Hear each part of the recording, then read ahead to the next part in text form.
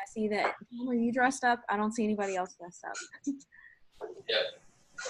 No, they're scary enough as it is. I see. Yeah, I haven't dressed up in a couple of years because I poor in grad school, and I was like, I don't have money for a costume, so whatever.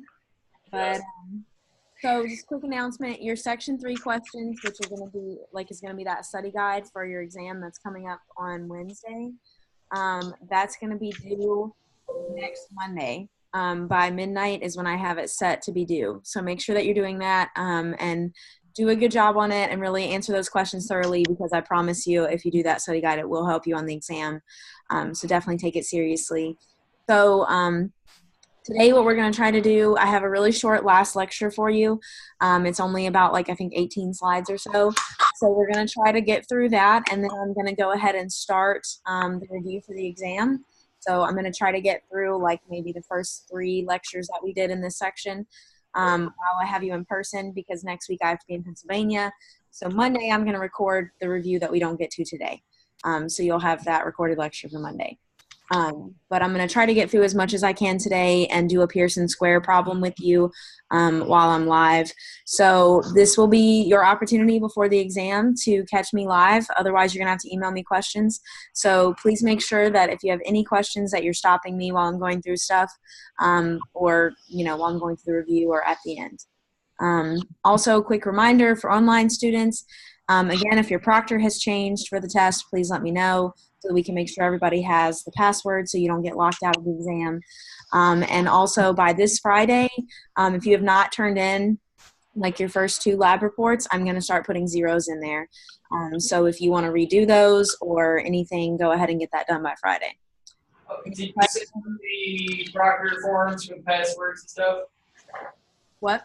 Did you send out the proctor form already with passwords and stuff?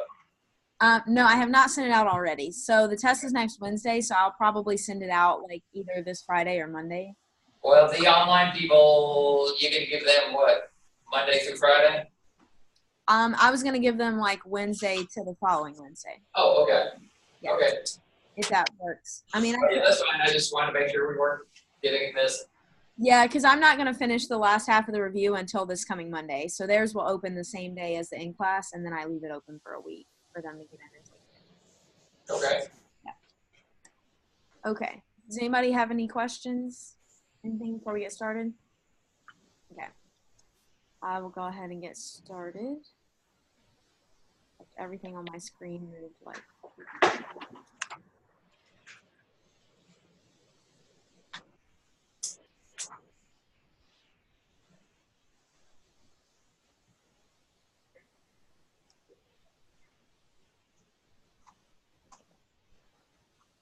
Can everybody see that? Is that up? Yes. Okay. Sometimes my computer gets a little green thing around it so that I know it's sharing, but then sometimes it doesn't. So, okay. So today we're just going to briefly talk about lactation. It's actually 3 slides shorter than I thought. So it's a very short lecture. So we'll get through this pretty fast, but stop me if you have any questions. So just to give a brief intro to lactation and why it's so important, lactation is a common feature in mammals, and basically it's just the production of milk by the mammary glands. Of course, that's going to be in the mature female, because if she hasn't reached puberty yet, obviously that's not going to happen. So it's to provide nutrition for the newborn. And it provides a tremendous advantage to the young mammal, which some of that we've kind of already talked about a little bit prior. So does anybody remember what the first milk is called? Colostrum. Colostrum, right. And why is that important? Do you remember? Yeah, it's antibodies. Antibodies, exactly. So it's going to provide those antibodies from the mom that the newborn has not had a chance to make yet. And so we'll talk a little bit more about milk in detail. So just a couple of definitions that I'd like you to be familiar with when it comes to lactation. So the alveolus is the site of milk production. That's just basically where it's going to happen. It's kind of a scientific term for that location. Colostrum, which we just talked about and we've mentioned before, is the first milk that's high in those maternal antibodies. And so they give the neonate or newborn passive immunity. so that they can be able to fight off infections until their own immune system's developed. Lactogenesis is just the initiation of milk production. So genesis kind of means like the start of something. And then lacto, if you think lactose is in milk, lactogenesis kind of makes sense. So lactose, we've kind of mentioned before briefly, as a milk sugar. So that's the sugar that's found in milk that's going to give that newborn a lot of its energy. And so that's basically just a glucose molecule plus a galactose molecule. So throwback to the nutrition lecture, can anybody tell me what type of carbohydrate lactose is? Is it a monosaccharide or a di or tri or polysaccharide?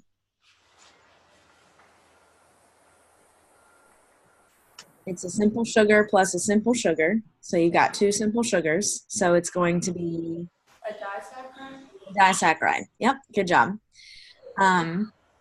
So yeah, and we'll kind of review that a little bit too, but really good job. So mammogenesis is just the development of the mammary gland. So again, genesis kind of means starting, the start of something, the initiation of something. And then mammo kind of cues you in that it's the mammary gland. So just some simple terminology for you to kind of be familiar with. So again, can't stress colostrum enough. It's the first milk that contains antibodies, like I've already said. But aside from just the colostrum, milk in general throughout lactation contains a mixture of proteins, and casein is going to be the major protein that's in milk. So make sure that you know the difference. Lactose is going to be the major sugar, because anything that ends in OSE is typically going to be a sugar. And then casein is going to be your major protein that's found in milk. So make sure that you know the difference between those two. Both very, very important, just different components. Milk also contains lactose, which I said is the sugar, main sugar that's found in milk. It also contains lipids and fats. And can anybody tell me what lipids and fats are a source of? Kind of what nutrient category they're in? Are they a source of proteins or vitamins, minerals, energy? Does anybody know which one? Energy. Energy, right, exactly. So energy is going to come from your carbohydrates and then lipids and fats. So good job. Milk also contains minerals that are in solution, so they're in the actual milk itself by themselves, or they can actually be in the milk complexed or kind of bonded with proteins. So phosphorus, for example, could kind of be bonded to some proteins. And then, of course, water is also going to be a big component because it's a liquid. Just a little bit about kind of the anatomy of the mammary gland. Mammary glands vary in number and position in different mammals. So humans have two, goats, sheep also typically have two, cattle would have four. If you've ever kind of seen an udder on a cow, you can definitely see they have four. Dogs will typically have about 8 to 10. And then pigs are typically in that 12 to 16 range because they have so many piglets in a litter. So they're always located on the ventral or front surface. And ventral kind of just means like below, so like not like the stomach side of things, I guess, is kind of how you would look at that. So front surface kind of makes more sense. If you, I don't know, you kind of think about if the animal were to stand up, then that's the front to me, but kind of basically on the bottom surface, obviously. Anybody who's seen a dog or any animal knows where they are. The way I remember, just for a shark, the top fin is the dorsal fin on its back, and then the belly fins, the little wings or ventral fins. That's how I remember. Yes, they taught me that too in school when I was learning those differences. Yeah, that's how I keep it straight too. I think dorsal top fin. So basically the mammary gland is just, you have the mammary gland and then you're going to also have the nipple or teat that are all going to be there. So the mammary gland consists of a series of ducts that are going to be branching off that lead from the teat to the milk-producing alveoli. And so basically that word's just plural for the alveolus that we talked about earlier, which is actually where the milk is produced. So you're just going to have like a lot of different kind of routes and almost like, I don't want to say tunnels, that's weird, but just ducts that kind of lead from the teat to that gland so that the milk can travel down. So there are going to be different tissue types that are going to make up a mammary gland. So you're going to have the alveoli, the ducts, the connective tissue, and then the adipose tissue. And adipose tissue is what kind of tissue?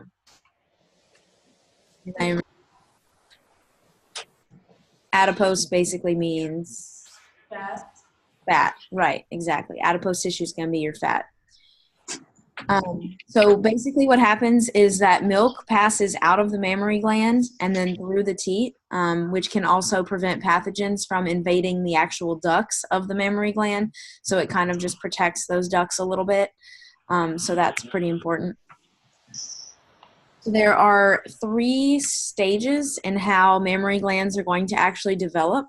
And so that process, again, is called mammogenesis because it's the development of the mammary glands.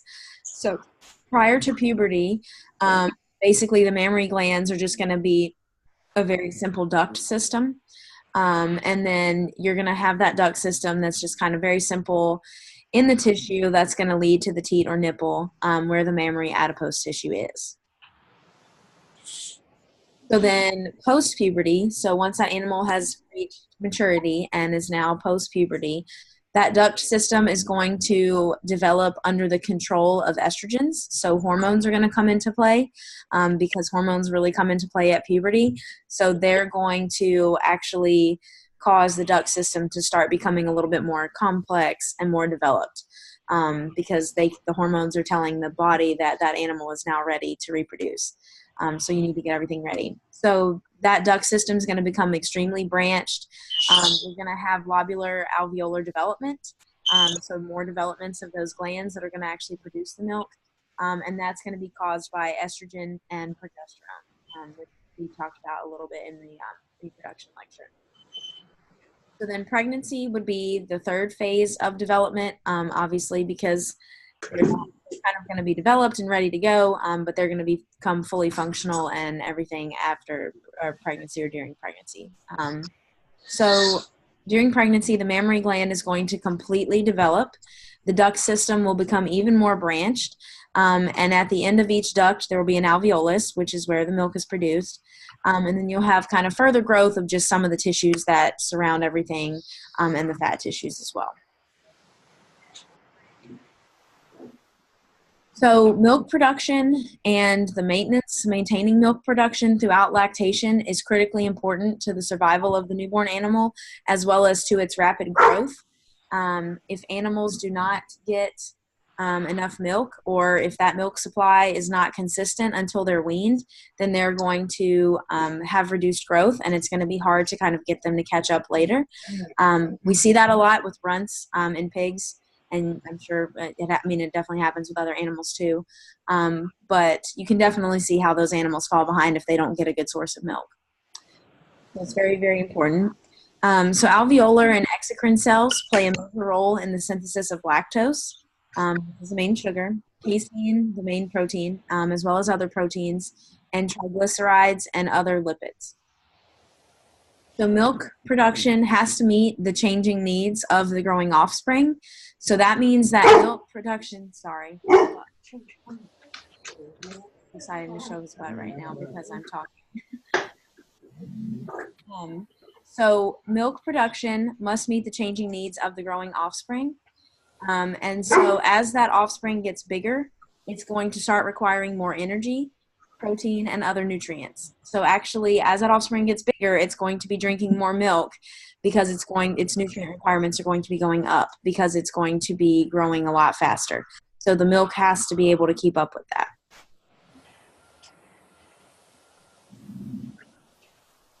So hormonal control of milk production is actually different in different animals. So in rats and humans, prolactin is the major galactopoietic hormone. You don't have to know that word. I can't even really say it very well.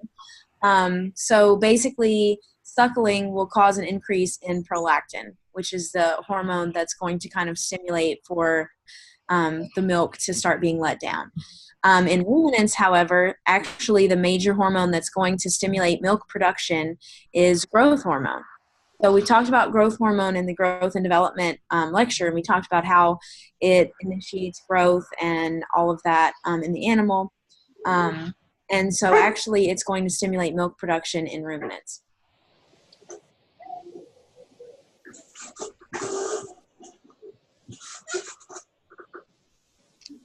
Okay, so now we're going to talk about milk letdown. So there are two different mechanisms by which milk can actually leave the mammary gland. And so you're going to have opening of the street canal so that milk that's in the teat, all those different kind of parts of the teat, which I'm not going to ask you to know, basically can just exit passively. So you just want to have the milk actually come into a position where it can then be let out with little to no effort for the newborn. So there's also another mechanism that you could have, which would be the milk letdown response. So that would be where milk is forcibly ejected from the mammary gland by contractions. And that's just going to be contractions of those cells that surround the alveoli, which is the milk-producing gland. So kind of two different ways that you could have milk actually being let down for the animal. So the milk letdown response is a neuron endocrine reflex, which basically just kind of means that different signals are going to cause that milk to be let down, basically in simple terms. So there are a lot of different approaches to improve milk production in livestock. Management, of course, is a big one, as well as nutrition is a really, really big one. They're both essential for high milk production. You want to avoid stress, such as heat or cold, because if the animal is stressed, they're going to kind of be diverting that energy to handle that stress, and they're going to be taking that away from milk production. Another management approach is to terminate lactation or kind of dry the animal off lactations so that the mammary gland will kind of undergo like an involution. So that's an approach that some people could take. Genetics, of course, you can always improve things with genetics. So genetic selection for cows that produce a lot of milk would definitely help, and then you would have the nutrition to kind of manage those high-producing cows. Artificial insemination, using semen from bulls that have proven ability to sire heifers that are going to have superior milk production. So lots of different ways with genetics that you could get that done. You could do that on the maternal side as well as on the paternal side with the sire and or the dam. So other approaches to improve milk production, bovine somatotropin. And so if anybody remembers, somatotropin is just another word for growth hormone, because remember, growth hormone in cattle, we just said, is what causes milk production to kind of start. So it's widely used by dairy farmers to increase milk production and its efficiency. I would say it was probably widely used. I don't know if it's still very widely used. I'm not super into the dairy industry right now, but I know that just kind of hormone use in general has kind of tapered off a little bit just because of consumer preferences and things like that. But if you were to use this, it would result in more milk per cow, more milk per unit of feed, so basically making it more efficient, more milk per facility, and less animal waste per unit of milk produced. Oxytocin is also another synthetic hormone that can be used in cattle to cause milk letdown. And so lastly, we're just going to talk about problems that can happen with lactation. If any of you have ever been around dairy cattle, I mean, it can happen in beef cattle or sheep, pretty much. It can happen in any animal, really. It's just kind of more common in dairy cattle. And when I learned about it in school, I kind of always associate it more with dairy cattle because they're such high producing and high lactating animals. So mastitis is inflammation of one or more quarters of the mammary gland. It's the most significant disease of dairy cattle, like I said, so I kind of tend to associate it more with dairy cattle, but it can happen anywhere, any animal. And so it causes losses due to reduced milk production, unsaleable milk, because you're going to have milk that, if that's coming from that udder that's infected, you can't send that milk to market. That would be super gross. And then it could actually lead to long-term damage to the mammary gland, which could eventually lead to that animal being culled. So it's a really big deal because if you put a lot of money into that animal, and let's say this is like the first time she has a calf and she gets mastitis, she may end up having to be culled, and you're not going to get kind of the longevity out of her when you've already put in a lot of effort into kind of getting her to that point. So it's definitely something that wants to be taken care of and prevented. So you always want to make sure that the udders are kept really clean and try to prevent that infection as much as you can. And then also check for that, because if it's caught early enough, then it's easier to treat. So that's all I have on lactation. Does anybody have any questions on that lecture before I move on to the review? Okay. So if you think of anything, of course, okay. So would everybody rather jump into the review of the actual lectures, or would you rather do a Pearson Square first? Or do you feel good with Pearson Square in general and you don't even want me to review it?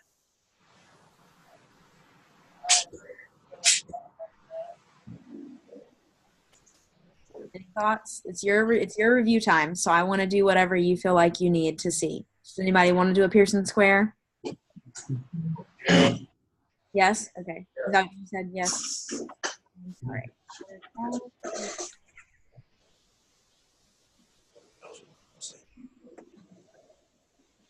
All right, so this is probably going to be horrible because I'm going to be drawing with my little pointer thing, so it's probably going to look awful. But we'll see how it goes.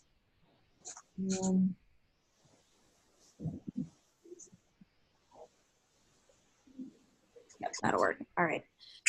Okay, so the example that we're going to do is we're going to have try to build a ration that's going to be 14% protein. So 14 is our target. So where does that go in the square when you're setting it up? Can everybody see this little whiteboard, by the way? Yeah. Okay. So where are you going to put your target? In the middle. In the middle.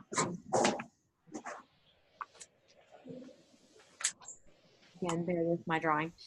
Okay, so then the ingredients that we're going to use, let's say we're going to use soybean meal that is 20% protein.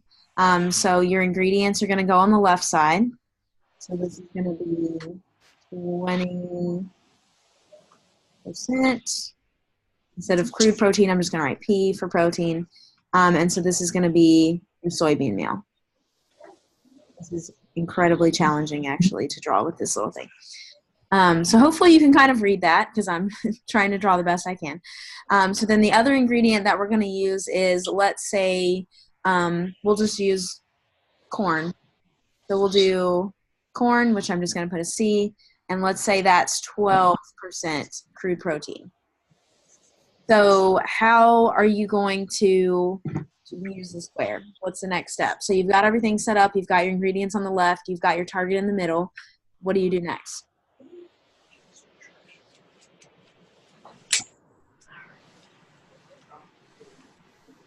Jonathan said subtraction, but he's being shy. Oh, sorry. Can you say that again? I couldn't hear you. Jonathan said to do some subtraction, but he's being shy about it. Yes. Okay. So do some subtraction. So how do you subtract it? So for soybean meal, how do you get how many parts of soybean meal that you need? You subtract. So how do you subtract? What numbers are you going to subtract? 20 take away 14. Right. So you're going to get the difference between 20 and 14. So that's going to be 6. So where does that go? Does that go up here or down here? Where does that 6 go? Across from the corn. Across from the corn, exactly. Because you find the difference going diagonally. So you want to bring that down. So then for corn, how many parts corn are you going to have? 2. 2, exactly. Okay. So then what do I do if now I know I have 2 parts of what? So where do the ingredient names go? So this is 2 parts of Soybean meal. Soybean meal. Because you're going to find the difference going diagonally, but then you're just going to carry the ingredient names straight across. So then we're going to have 6 parts of corn. So does everybody understand that part? Track diagonally, take the ingredient name straight over. Make sure you have that in your head, because really the biggest mistake I see is people carrying the ingredient names down diagonally, and that's wrong. Make sure they always go across. So, okay, if you got this far, you have the different parts, but now I'm going to ask you most likely on the question what percentage you're going to need of each ingredient, because that's important to know. So how would you get a percentage from those numbers? Add them both together first, right? Yep, so you're going to total them up. So you have 8 total parts. I'm not going to write total, we'll just put 8 tot. So you're going to have 8 total parts. And so then how are you going to find what percentage of soybean meal that you have or that you need? Divide both parts by 8. Okay. So you're going to do 2 divided by 8. And then to get your percentage, you're going to multiply that number by 100, because that's how you get percentages. So can anybody tell me what that answer is going to be?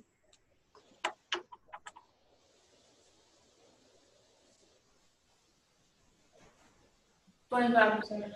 25%, exactly. Good job. All right, so then for corn, you're going to do 6 over 8, and then multiplied by 100. So then what's that percentage going to be? 75. 75. Good job. And then a good way to always check your math is that those two should add up to 100%. So if you get out to that point and it does not add up to 100%, then you know that you've done something wrong. And depending on how you round your decimals, you know, you may get like 99.99 or something like that. But if it comes out to like 85, then definitely go back and check your math. So I know this is kind of rough. Sorry, my drawing is horrible with the little pen on my computer. But does everybody feel like they understand the Pearson square? There will definitely be one on your exam. So if you do not understand it, email me or feel free to ask me now. Any questions? Okay.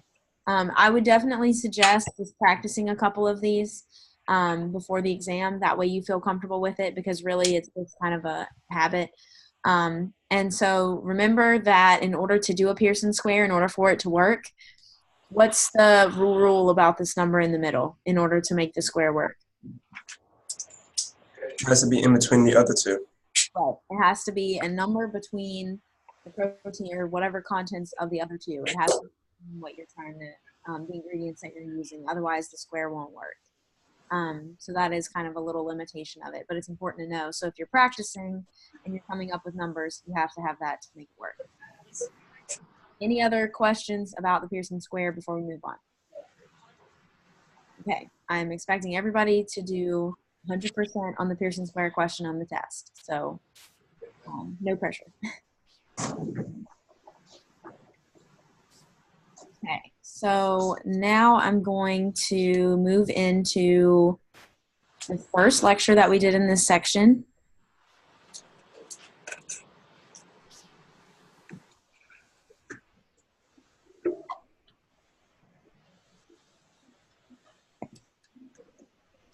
So the first lecture that we covered was anatomy and physiology of domestic animals. So I'm going to try to get through, like I said, the first 3 lectures, hopefully, that we covered, and just do a quick review with you. So I'm not going to completely redo the lecture, but if there's anything that you had questions on, please stop me, because now is your chance, because Monday is going to be recorded. So we talked about cells, and the different organs of the body are made by cells. And then we talked about the different organelles in the cell. So those are kind of just listed for you there. We went into more detail. So this is the cell structure. I'm not going to ask you to like draw or label a cell, so you don't have to worry about that. I would like you to be familiar with this slide for sure. So the central dogma of molecular biology, or so basically just the kind of the way it is that you have DNA that is then transcribed to RNA, and then from RNA to protein, you have what is called translation. And then that is how proteins are made that can go and function in your body, and proteins that make up hormones and things like that. So that's the process of how everything is kind of coming from the DNA. So DNA to RNA to protein. Make sure you're familiar with that order of how those happen. So DNA to RNA, that process again is called transcription. And the way that I kind of think of that is that you're transcribing something, you're just kind of copying down pretty much exactly like if someone just said something and you're transcribing it, you're basically just kind of copying it. It's going to be basically in the same form. And so the only difference between DNA and RNA is that one of those bases is going to be replaced. So we'll talk about that in a second. And then from RNA to protein, you're going from kind of that double helix structure to a way more complicated structure. So I kind of think of that as going from one language to another language because it's a big change. So that's how I think of translation is, transcription, you're kind of still staying the same. You're just transcribing it. Translation, you're going to a whole different thing. So kind of different language. So you need to have it translated. Does that kind of help keep that straight? It helps me, so I don't know if that helps y'all at all, but that's just kind of how I remember it. So does anybody have any questions about this slide? Because this slide is definitely going to probably be at least 2 questions on your test. Question? All good? Okay. So we talked about the different parts of the cell and what they're made of. So the nucleus is where the chromosomes are, and it contains most of the cell DNA, and it is where transcription occurs. So again, what's transcription? It's what to what? DNA to RNA. DNA to RNA is transcription, right? So the nucleus is where that's going to happen. So that's where the chromosomes are. It contains most of the DNA side of transcription. So definitely be familiar with the major functions of each of these cell organelles. The cell membrane we talked about is extremely important because it determines what comes in and what leaves the cell, and it contains those transporters for ions and nutrients that you're going to need to get in and out of the cell. And it also contains receptors for hormones because hormones cannot control the cells or tell the cells of the body what to do if they don't have a receptor to attach to. So the cell membrane is extremely important. Mitochondria is also, all of these are very important. What's the big thing about the mitochondria? What do we call it? Powerhouse of the cell. Powerhouse of the cell, right. And so why is it called the powerhouse of the cell? Right, it produces energy. So mitochondria is the powerhouse of the cell. It's where the electron transfer proteins are that are going to lead to the generation of ATP. And so it also has mitochondrial DNA, but remember that most of the DNA is contained in the nucleus. So ATP is bolded and underlined, so pretty good hint that that's going to be on your test. ATP is extremely important because it is the energy source of the cell. All processes that happen in an animal that require energy are going to require ATP. So mitochondria is where that ATP is going to be produced, and so that's extremely important. So you definitely want to be familiar with that and be familiar with ATP and what it is, and that it's the energy source for the cell. You definitely need it for like everything. So the ribosomes and an ER, or endoplasmic reticulum, were the next organelles that we talked about. So these are going to be where protein synthesis occurs. They're going to occur in both of these. And so basically kind of what you have is the endoplasmic reticulum, and then you have the ribosomes that are attached to it. And so if it has ribosomes on it, it's called the rough endoplasmic reticulum, and ribosomes and rough both start with an R, so that's how I keep it straight.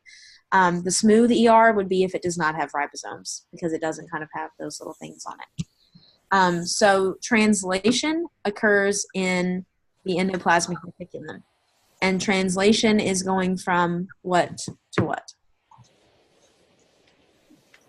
From RNA to Protein? Yes, exactly. Remember, you're translating it, you're kind of going to a whole different form. So translation is going to be from RNA to protein, and that's going to happen in the endoplasmic reticulum with the help of the ribosomes. So the Golgi apparatus, the way that it was explained to me was always as the post office of the cell, and that always really helped me understand it.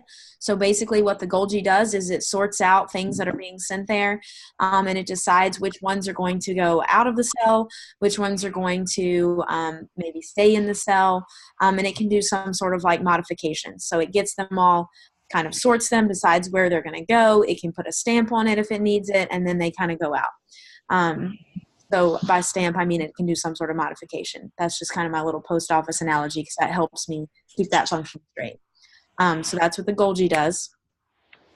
Lysosomes are just the digestive system of the cell. So they're basically just going to come in if there's any kind of like debris or if there's a protein that was folded wrong or anything like that. The lysosomes are just going to come in and they're going to digest that and take care of it. Cytoplasm is, of course, a thick solution that fills each cell, and it just contains the kind of soluble elements within the cell. And it's just basically the cytosol and then the organelles that are kind of all held in place. So we talked about cell division and how that occurs, and mitosis is basically just the process of cell division. So kind of be familiar with that. Then we talked about the major organ systems. So the GI tract or gastrointestinal tract is a major organ system, and it has a lot of different functions that are all very important. So be familiar with this slide. I could ask you a couple functions of the GI tract, for example.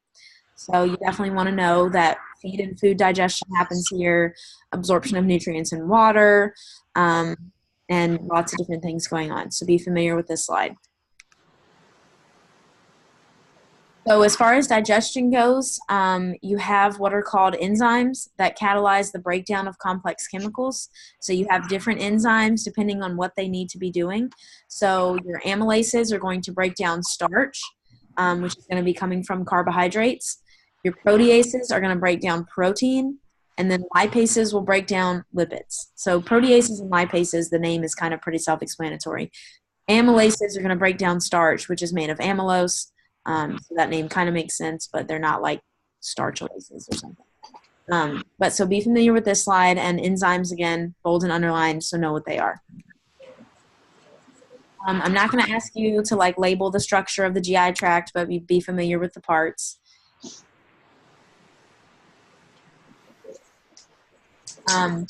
May want to be familiar with the parts of the small intestine. Remember, don't jump in is kind of what we use to remember that. So the duodenum, the jejunum, and the ileum are the parts of the small intestine.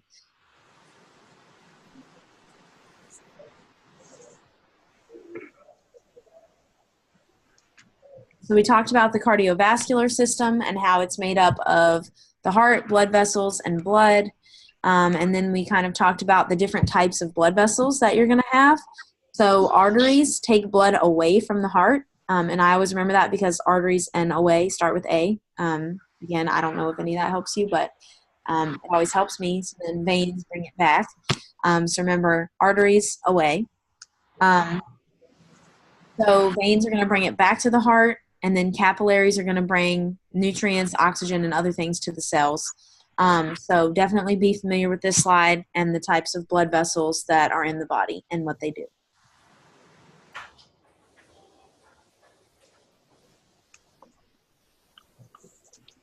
So we also talked about the respiratory system. So mammals and birds both have a trachea that brings air into the lungs.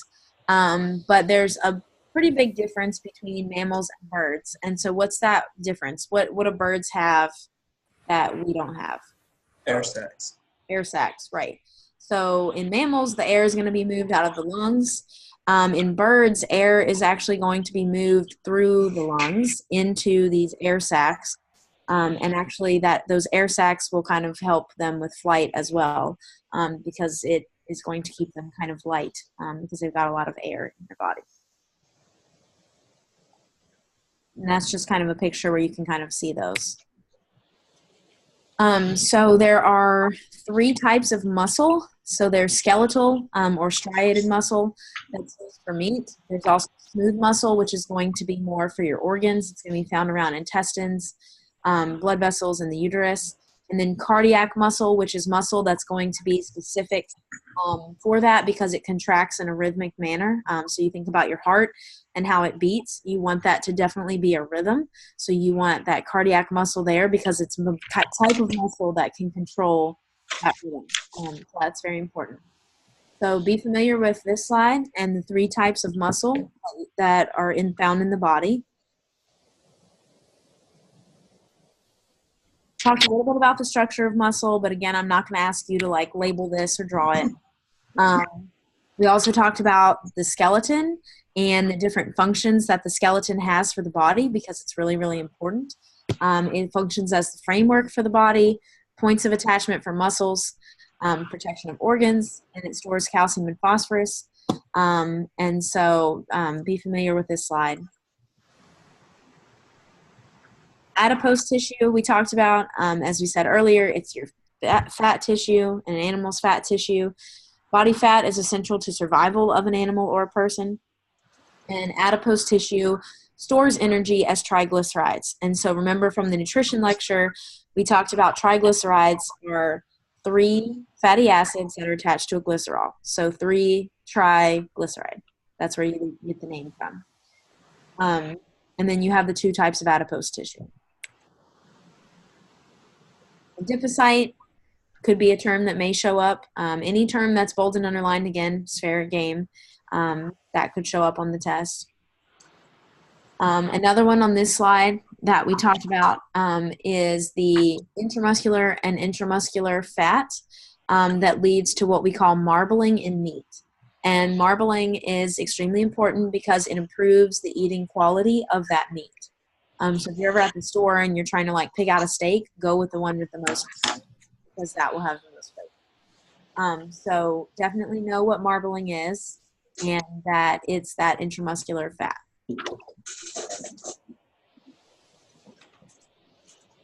So the nervous system is another big system that we talked about. It consists of the brain, the spinal cord, sensory organs, and then the nerves. And so overall, the main thing that it's responsible for would be control and communication, 2 C's. And then you have neurons that are basically just your nerve cells. So be familiar with the function of the nervous system, control, and communication.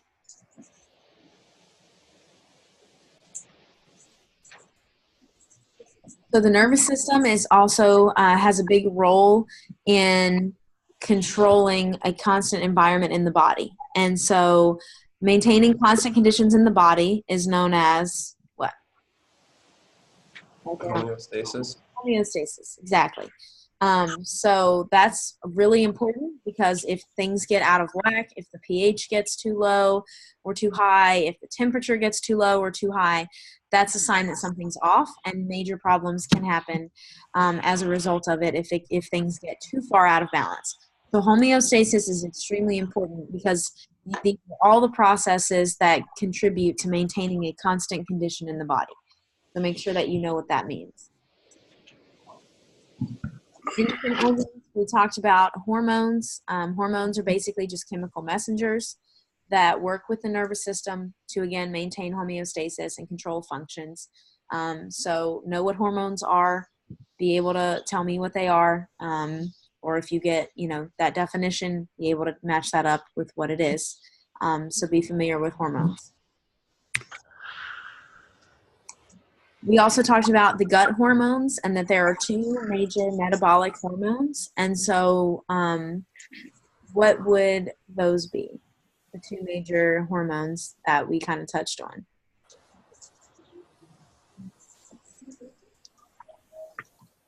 Insulin and glucagon. Yep, insulin and glucagon are the 2 major hormones that we talked about. So they're the 2 major metabolic hormones that are going to come into play. There are a bunch of other ones, but you want to make sure that you're familiar with these 2. So definitely spend some time with this slide right here because I'm probably going to ask you what are the 2 major hormones and what is a function of each one. I'm not going to ask you to list you know, this whole slide, but I do want you to be able to tell me those two hormone names and then one function of each one. Okay. So insulin helps maintain, they both help maintain blood sugar levels, but they do it in opposite ways. So insulin actually affects glucose utilization and storage. And so it actually will decrease the glucose levels in the blood. Remember, when we're talking about blood sugar, we're talking about glucose. So that's the most important sugar that's going to be in the body. So insulin is going to be secreted after you've eaten, and it's going to be taking that glucose and storing it. So it's going to decrease the levels that are in the blood because it's going to be in storage. Glucagon is doing the opposite. So if you haven't eaten like all day, glucagon is going to be breaking down the glycogen stores that are in the body because your body needs glucose because you haven't eaten. So glucagon is going to increase the glucose levels in the blood because it's taking it out of storage and putting it into the blood for your body to use because you haven't eaten. Does that make sense? It's pretty much to maintain homeostasis. For every hormone that you have that does one thing, you're typically going to have another hormone that's going to do the opposite so that you can control that balance. So you know, insulin and glucagon are the two major metabolic hormones, and one function of each, what they do. And I don't want you to put for both of them that they maintain blood sugar. They do, but I want to know what the difference is. Which one increases it in the blood and which one decreases it, for example.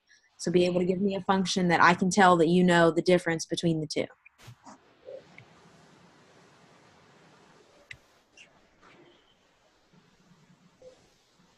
Okay, any questions on this lecture? Nope. Okay.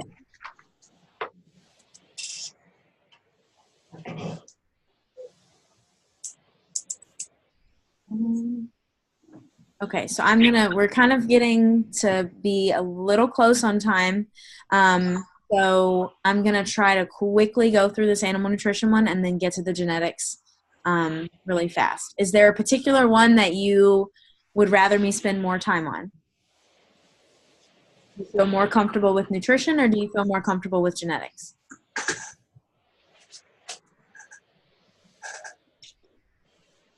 Either one? Focus on genetics. Focus on genetics? Okay, we'll do that. Okay, so we'll hit the genetics first. So genetics obviously can be used to increase the efficiency of animal production. So there are a lot of different ways you can do that, a lot of different improvements that you can make. Those were just kind of some examples. So as far as terminology, again, bold and underlined, be familiar with these. I could ask you any of these vocabulary terms. So be familiar with this slide and know what these are. Gene is just a unit of heredity. Allele is basically a specific locus. Locus just means location in the chromosome, where that gene is going to be found. The chromosome is going to be a long DNA molecule that's going to have a code for a lot of genes. And then again, locus, like I said, is just going to be a particular location. So epigenetics is another term that I would definitely like you to know because epigenetics is what are changes in DNA that, or in a gene expression, sorry, that are not encoded by DNA. So basically, if you had two twins and they both lived in the same environment their entire life, they have the same DNA, chances are that that DNA is going to be expressed the same. If you take two twins that have the exact same DNA and you put them in different environments, you can actually see, and they've done studies with this, where how those genes are expressed are going to be different because the environment and things like that can change it, how that gene is expressed. So that is called epigenetics. And that's pretty important because you could have an animal with all the right genes and all the right DNA, but if you put that animal in the wrong environment, how those genes are actually expressed could change. So epigenetics is really important. So yeah, and be familiar with the other terms on this slide as well, because again, any of these vocabulary terms would show up as an easy question. So kind of the basics of genetics. Heredity is basically just the transfer of genes or traits from parents to their offspring. That's all heredity is. It's just something, you get your heritage, your heredity, kind of think of those terms, kind of helps me. So just the transfer of genes from one generation to the next. The genes are going to be that unit of inheritance because that's going to carry the DNA code. So we also talked about diploid versus haploid cells. And so diploid would be the majority of cells, and that means that they have pairs of chromosomes. So pairs means two. And so we talk about things like in nutrition, disaccharide.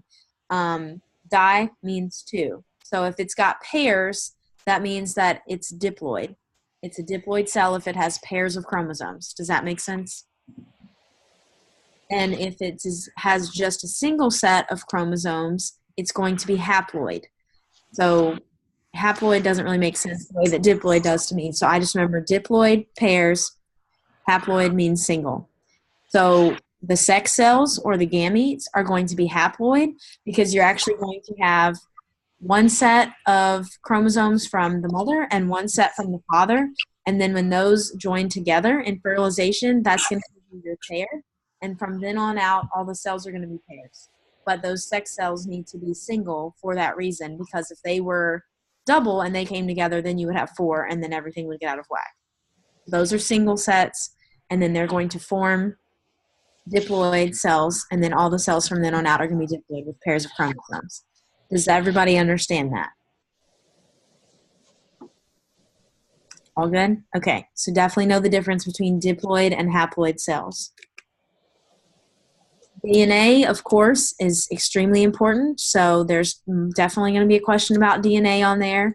DNA is deoxyribonucleic acid, but I'm not going to really expect you to write that out. But I do want you to know that it's a double helix structure, which double helix is just basically talking about the structure, that's composed of two strands of alternating deoxyribose and phosphate. And so DNA is made up of nucleotides, and there are four main bases that are in DNA. And so those four bases are what?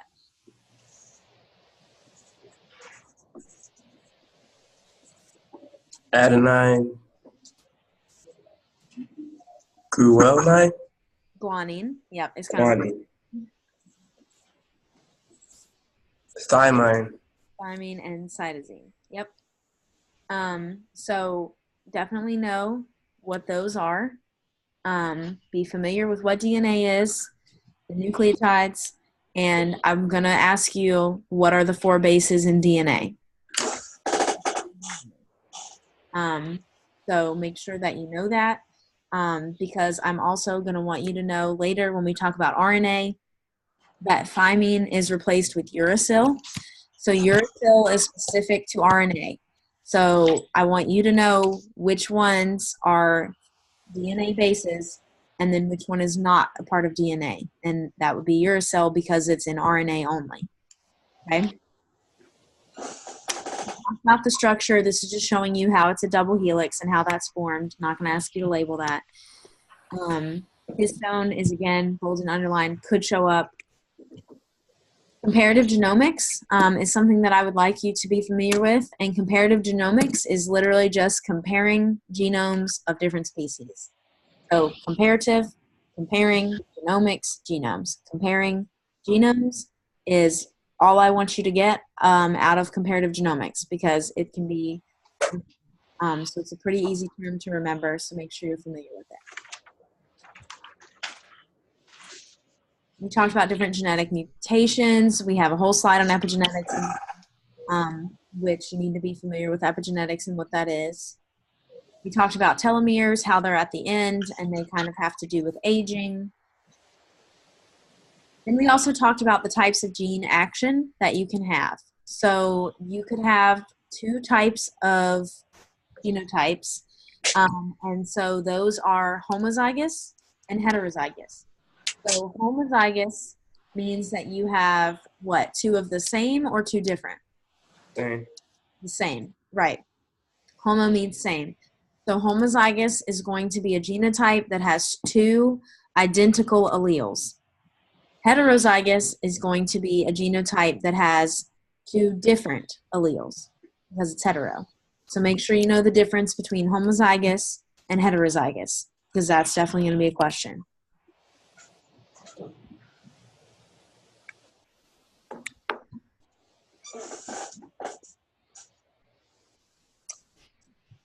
So with breeding, we talked about heritability, and that's basically just pretty much how likely is it that that gene is going to be passed off to the offspring. So it estimates the degree to which a trait will be passed on. So if you're looking at like an EPD, for example, that will tell you, which would be expected progeny difference. If you get EPD sheets, if you have a cattle farm, you probably know what I'm talking about. You'll get values on there for different traits that a sire may have, and there will be a number on there showing how heritable that trait is. So that's what heritability means. It's how likely is that trait going to be passed on. We also talked about the different breeding systems, and there are 3 different types of breeding systems that you could have. So be familiar with this slide. I want you to understand what the 3 different types of breeding systems are. That you could have purebred breeding or straight breeding, crossbreeding, or you could have like a inbred line with your grandparent stock. And so this is important because crossbreeding is a big one. And that is because there's an advantage of crossbreeding that is known as what? Hybrid bigger. Hybrid bigger, right. Heterosis also means the same thing.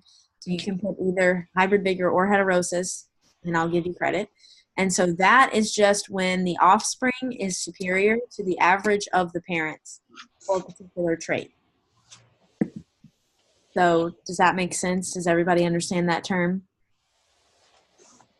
And we talked about hybrid vigor before, way back in like section 1. Does anybody remember what animal we talked about that has hybrid vigor? Mule. Mule, exactly. Yep.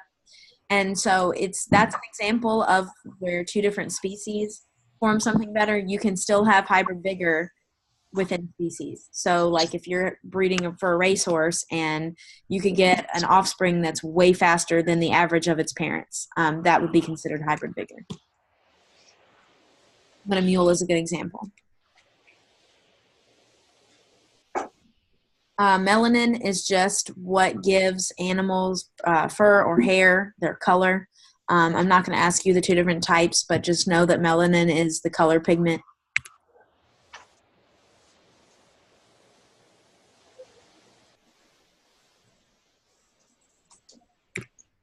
Okay. Any questions on genetics? You know, I went through that kind of fast, but does everybody kind of feel like they have an okay understanding of what I'm looking for you to know? Okay, I'll take that as a yes. Okay, so now we're going to briefly go through nutrition. I will do my best as a nutritionist to not get off on tangents. Sometimes it's kind of hard. So all animals require the following classes of nutrients. There are 5: energy, protein, minerals, vitamins, and water. So be familiar with those, and I may ask you to list, 2 or 3 nutrients that an animal requires, but be familiar with all of them. It's not going to hurt to know energy, protein, minerals, vitamins, water.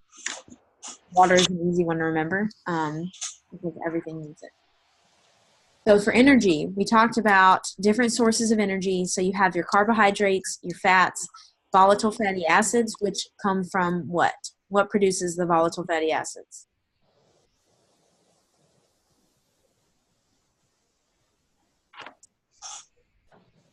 Is it made by the animal or something that lives in the animal?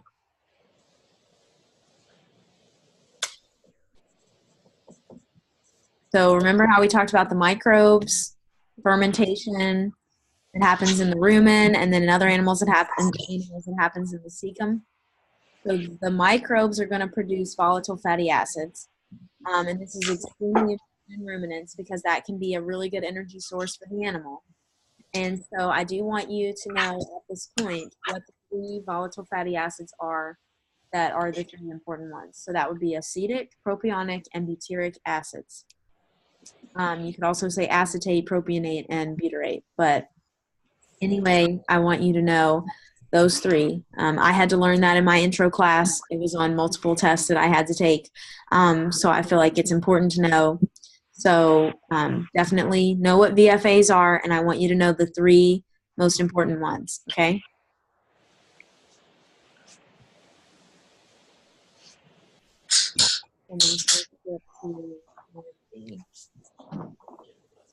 Specifics. So we talked about glucose comes from carbohydrates, and it's the most important sugar to animals. Do not confuse it with the most important sugar in milk.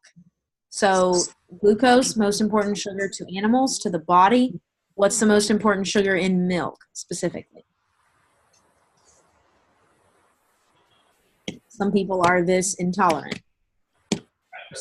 Lactose, right. Yeah. So lactose is the most important milk sugar. Glucose is the most important sugar to animals overall. So make sure you know the difference between those two. And then starch means storage form of energy in grains. So I would like you to be familiar with this terminology. We talked about if there's one simple sugar, like glucose would be a monosaccharide. Two simple sugars is going to be a disaccharide, and then if there's a long chain of multiples, it's going to be a polysaccharide. So I could give you an example where I give you a simple sugar and a simple sugar, and I ask you what type of carbohydrate is that. So be familiar with that. I also want you to know the difference between starch and cellulose. And starch and cellulose are both chains of glucose molecules. They're a form of storage for glucose. And so the difference is the type of linkage that it has. So starch has alpha linkages and cellulose has beta linkages. And if you can draw the little alpha and beta sign, you don't have to write out alpha and beta. But I do want you to know the difference. And that's because that difference is extremely important, because starch in our bodies can break down the alpha linkages. Our bodies cannot break down the beta linkages that are in cellulose, which is why we don't eat a whole lot of grass, right? The microbes, however, can digest those beta linkages, and that's why they're important. So cows, for example, have a lot of microbes in their rumen, and those microbes can digest cellulose, which is found in plants. So that's why cows can just graze all day long, and they can actually digest it. Whereas we would have a lot more trouble because our microbes are further down in the digestive system. So know the difference between starch and cellulose, and the difference between the linkages, okay? We also talked about lipids and fats and oils. Triglycerides are predominant storage form, so that's just triglycerides, so 3 fatty acids and a glycerol. So again, just like carbohydrates, be familiar with how lipids are named. If I could give you one and ask you if it's a mono, di, or so you just count how many fatty acids are there. Fatty acids are a hydrocarbon chain that could range from anywhere from less than 10 carbons to more than 20, and it just has a carboxylic acid at the end. But so I do want you to know what a fatty acid is, so be familiar with this slide. We also talked about the 2 types of fatty acids, so saturated versus unsaturated. So saturated has no double bond. It's going to be solid at room temperature. Remember, saturated and solid both start with an S, so saturated fats are solid at room temperature. Unsaturated fats are going to be liquid at room temperature because they do have that double bond. So be familiar with this slide and know the difference between those 2 types of fatty acids.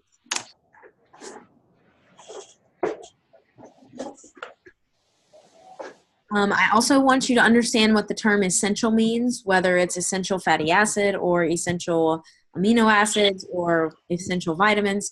Essential means, if it's an essential nutrient, it means that it cannot be synthesized by the animal. And so it has to be supplemented in the diet. Okay? So make sure that you know what essential means in terms of nutrients. The animal can't make it, so you have to put it in the diet. Proteins, we talked about, are made of amino acids. So the big difference between proteins and carbohydrates is what element?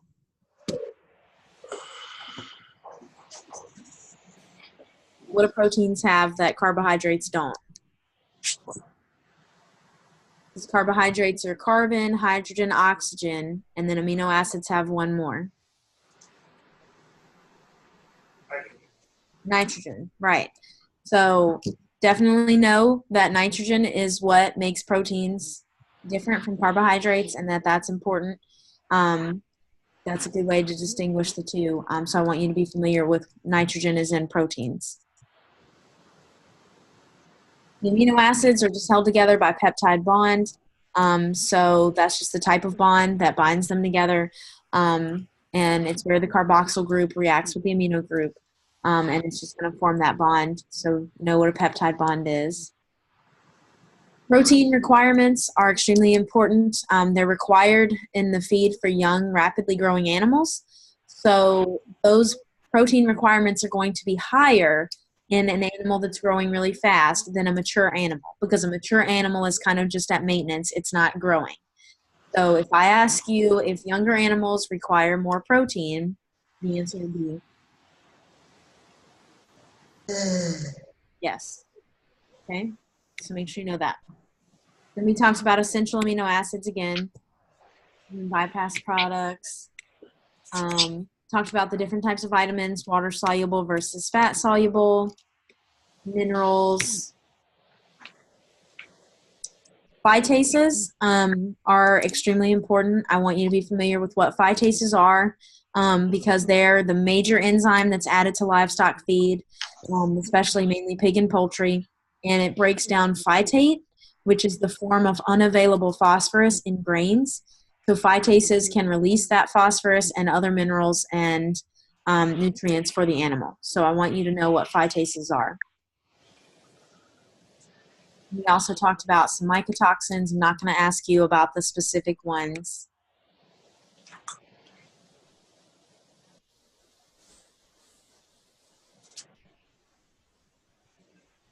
And then as far as nutrient calculations, again, I really just want you to be familiar with the Pearson square, because that one's probably the easiest, at least I find it the easiest. And so be familiar with the Pearson square, familiarize yourself with the rules so you make sure you do it right. And then you can always go back and look at this example again and any of the ones we've done in class and make sure that you understand how to do this, because 100% there's a Pearson square question on the test. So with that, I'm going to kind of start wrapping up because we're about to run out of time. The test is going to be same format as the other exams have been. So I believe it's going to have extra credit questions on it. I'll have to see where I come out point-wise. But so same format, so be prepared. On the Pearson square problem that I've already told you is going to be on there, I do want to see your work. If you're taking it online, you're probably going to kind of have to maybe type it out a little bit, obviously, because you're not going to be able to draw. But I don't want to just see the final percentages, because that tells me that you probably looked on someone's paper. So I need to see that you know how to do the whole problem and how to set it up. So if you are taking it online, just make sure that you're kind of typing in enough there, enough numbers and whatnot, or explanations, so that I know that you actually know how to do that and you didn't just look on someone else, okay? Because I will take off points if you just give me the answer, because the question is going to say show your work. So just something I kind of wanted to point out so that you don't lose points on that question. Any questions before I go? Okay, so the test is going to be next Wednesday. I'm going to record a lecture for Monday. That's going to be the rest of the review. So make sure that you pay attention to that and then get those Section 3 questions done by Monday and study those, and that will all help you prepare for the test. If you have any questions, email me. And with that, I hope you'll have a good rest of your week and a good Halloween, and I will see y'all later. Okay, bye.